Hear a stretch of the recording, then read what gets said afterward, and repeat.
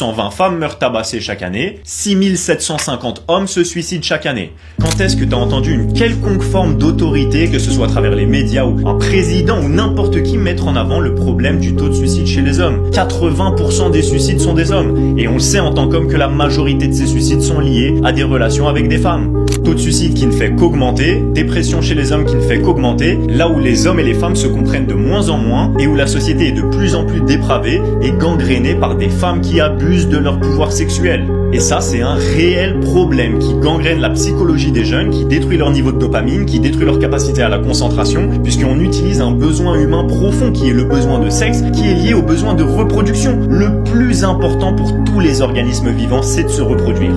Et quand on a des femmes qui exploitent cette faiblesse chez les hommes, on a des femmes qui utilisent biologiquement le point le plus sensible chez les hommes. Et on le voit de plus en plus, les conséquences sur la vie d'un homme, elles sont réelles. Ça crée réellement de la dépression, ça crée la sensation qu'ils sont pas assez et qu'ils comprennent pas pourquoi est-ce qu'ils méritent pas de coucher avec des femmes alors qu'ils s'exposent à des hommes qui baisent avec des dizaines de femmes. Il y a de moins en moins de jeunes qui couchent ensemble, t'as 50% des jeunes qui ne font pas du tout l'amour. Enfin genre, c'est pas du tout normal. Et on voit la modification sur le physique des hommes et des femmes aussi d'ailleurs. On voit la gueule des enfants maintenant ou des jeunes de 20 ans. Enfin je veux dire, mon arrière-grand-père à 20 ans, on aurait dit qu'il avait 48, tu vois. Enfin, je veux dire, ton arrière-grand-père quand il avait 20 ans, on aurait dit qu'il en avait 43 pour un homme de maintenant.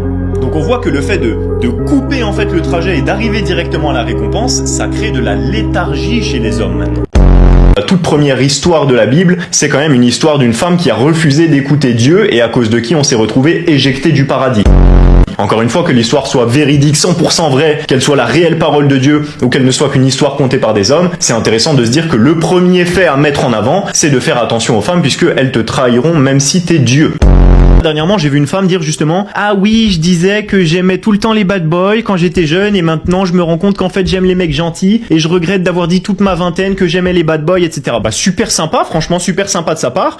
Maintenant qu'elle s'est fait souiller toute la vingtaine, bah tu vas pouvoir avoir un mec gentil qui va se taper une meuf de 30 ans qui a passé son prime à se faire soulever par des bad boys qui s'en battaient les couilles et les simps ils arrivent et ils prennent l'occasion, tu vois. Ce qui est marrant, c'est que les femmes, quand tu leur dis ça, il y en a toujours une ou deux qui vont dire « Non, c'est pas vrai, moi je suis pas comme ça, j'ai toujours aimé les gentils garçons. » Alors, j'ai pas précisé, c'est vrai que quand je parle de femmes, je parle de femmes belles. Hein, parce que les femmes qui disent ça, c'est toujours des buffalos d'une violence. Une femme qui trompe, même pour son propre bien, c'est très mauvais. Parce que historiquement, il n'y a pas de contraception en fait. Donc normalement, tu couches avec un homme, tu fais un enfant. Et quand les ressources, elles sont limitées, et que c'est toi l'homme qui ramène les ressources, bah t'as pas envie de les donner pour assurer la descendance d'un autre homme qui a rien à voir avec toi. Donc tu te mets pas avec une femme qui a fait des enfants.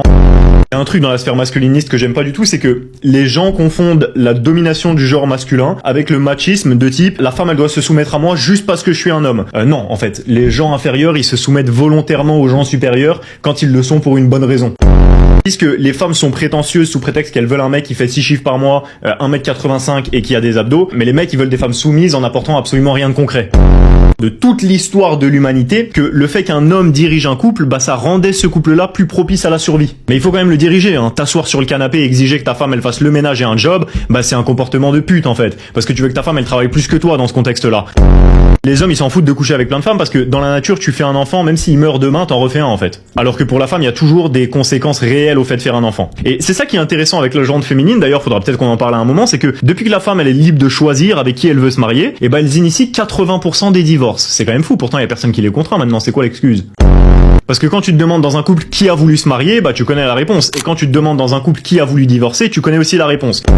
Et que tu veux quand même avoir de l'abondance avec les femmes, bah comme tout en fait dans la vie, ça demande un minimum d'effort d'avoir des choses bien. Le truc c'est que tes ancêtres ils faisaient la guerre tout en esquivant le choléra, tout en cultivant leur propre nourriture et en ayant 2 enfants sur 3 qui allaient crever avant 10 ans. Toi tu dois aller à la salle 3 heures par semaine et tu dis « Ah c'est trop dur, les femmes, je dois faire trop d'efforts pour les femmes ». Du coup c'est qui est prétentieux là quand tu fais ça, tu vois ? Ils disent dans les commentaires « j'ai pas envie de faire trop d'efforts pour une femme ». Mais du coup, qui est-ce qui fait le gros loser dans cette situation? Tu vois, tous tes ancêtres, ils étaient meilleurs que toi. T'es factuellement le plus gros loser de ta lignée et en plus t'espérerais avoir des femmes. Enfin, ça n'a aucun sens, tu vois. Du coup, si t'es pas un tueur en série et que tu veux quand même avoir de l'abondance avec les femmes, hein, parce que les tueurs en série, ils mettent tellement en avant cette notion d'aventure qui est ultra importante chez la femme. Raison pour laquelle j'ai dit que les simps et être entre deux, c'est toujours les perdants. Genre, un tueur en série qui découpe des visages et qui viole des gens, bah il reçoit plus de lettres d'amour qu'un mec normal et gentil, tu vois. Mais si t'es pas un tueur en série et que tu veux quand même avoir de l'abondance avec les femmes, bah comme tout en fait dans la vie, ça demande un minimum d'effort d'avoir des choses bien. Le truc, c'est que tes ancêtres, ils faisaient la guerre tout en esquivant le choléra, tout en cultivant leur propre nourriture et en ayant 2 enfants sur 3 qui allaient crever avant 10 ans.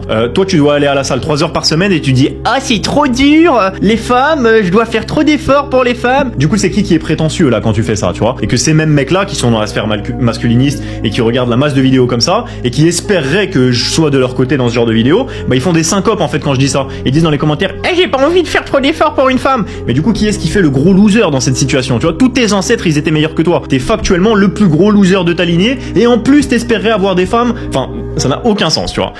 Mais du coup, après d'un côté, si ça te dérange pas d'être une merde, tu peux en être une, y a pas de souci. Mais tu peux pas reprocher aux femmes de vouloir le meilleur de ce qui existe si toi t'exiges des trucs que tu mérites pas et que tu fais absolument rien pour avoir. Parce que si c'est le cas, bah t'es l'équivalent de ces femmes-là. Le gros avantage, si vous voulez, et le point commun que vous avez tous les deux, c'est que vous êtes tous les deux bercés dans une illusion qui vous dessert vous plus qu'autre chose et qui fait de vous des gens détestables, méprisables et Dieu merci, le monde est bien fait, méprisé réellement. Et en plus de ça, ce qui est dommage pour vous, mais exceptionnellement cool pour nous, c'est que vous laissez tout le loisir aux gens qui veulent prendre des décisions fermes pour assumer leurs objectifs dans la vie, de prendre tout ce que vous rêvez d'avoir. Que ce soit des femmes, que ce soit l'argent, que ce soit la liberté, que ce soit le succès, que ce soit la fierté personnelle, que ce soit tout dans le développement. Puisque la manière de faire une chose, c'est la manière de tout faire. Donc quand tu blâmes en disant « Oh, les femmes, c'est la faute des femmes si j'arrive pas à avoir des femmes », bah comment est-ce que tu veux? T'es même pas responsable de ta vie. Enfin, ça n'a aucun putain de sens. Alors que, encore une fois, c'est pas une question de chance ou de quoi que ce soit. Il y a des putains de psychopathes qui ont plus de validation sociale que toi. Parce que les femmes, elles ont tellement besoin d'aventure, c'est des énergies qui sont tellement en mouvement, que même un psychopathe qui découpe des visages, il a plus de lettres d'amour qu'un mec normal et gentil. Et attention, ça va piquer très très fort là, t'es pas prêt du tout pour ce que je vais te dire. Mais on est sûrement tous d'accord pour dire que la notion de torture d'un homme face à une femme, elle est bien souvent physique.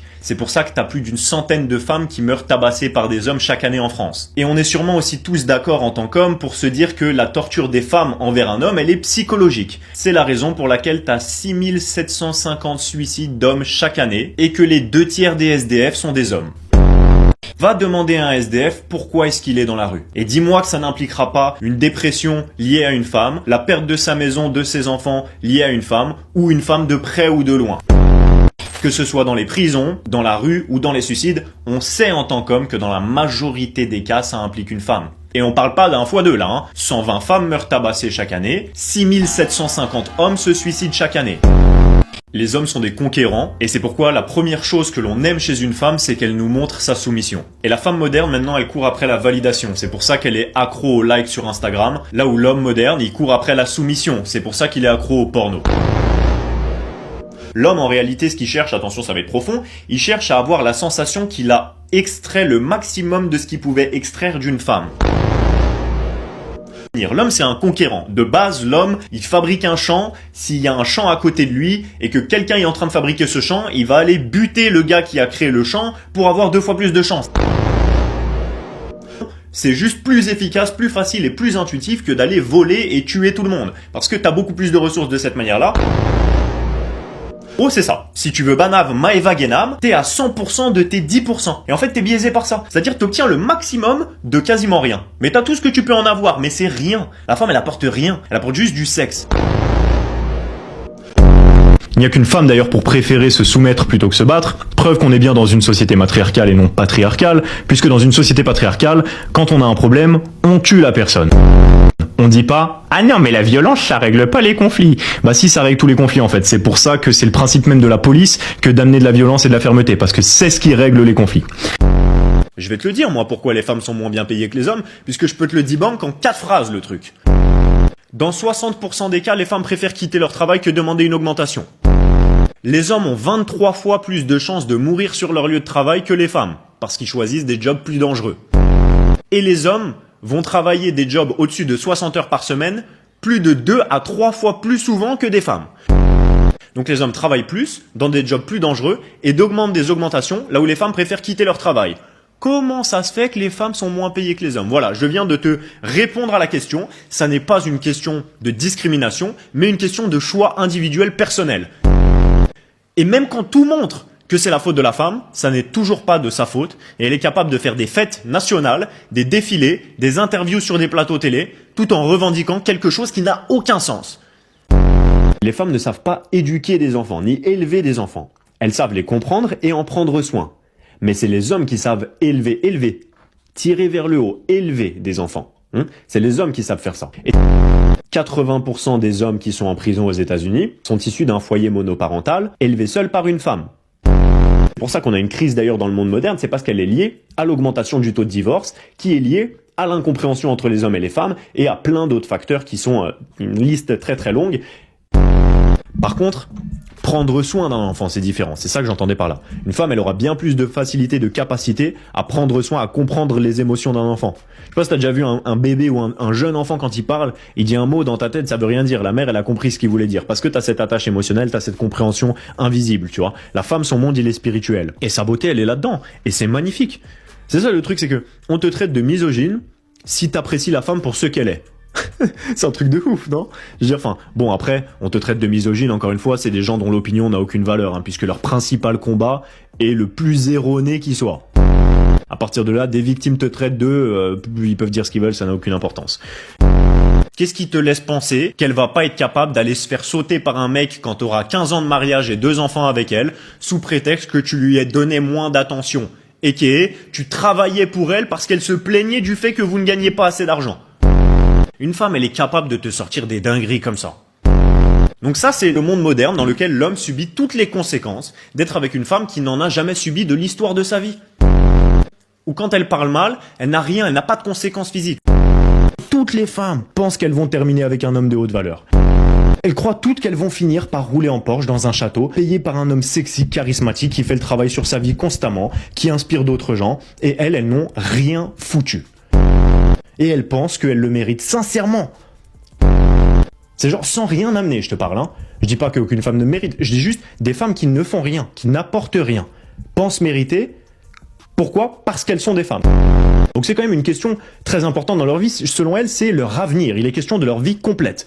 Crois pas qu'elle va aller voir ses potes en disant « Les filles, je crois qu'on s'est fourvoyé. Je crois qu'en fait, on n'est pas dans la bonne direction. » Non, non. C'est les hommes qui pensent comme ça. Toi, ça peut t'arriver peut-être avec tes potes, ou toi d'aller voir tes potes, etc. D'avoir une conversation rationnelle. Les gars, je crois que je viens de réaliser un truc sur l'argent. Je crois que Billy, c'est vraiment un génie. Ça peut t'arriver, tu vois. Elles ne remettront jamais en cause leurs propres croyances, frérot.